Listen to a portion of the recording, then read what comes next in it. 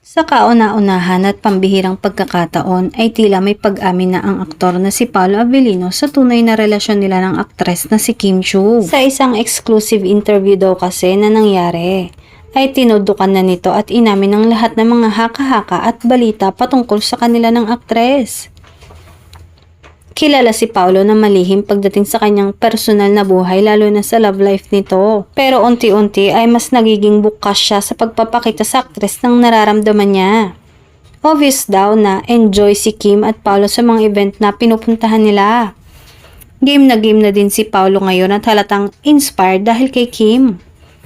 Hindi nga daw promo ang lahat ng ginagawa ng aktor dahil una nang nilinaw nitong ayaw niya at hindi siya fan pagdating sa pagpopromo sa kung anong proyekto na ibinibigay sa kanila. Hindi naman nakakapagtaka na ma-develop nga ang Kim Pao sa isa't isa lalo pa at palaging magkasama na ang dalawa.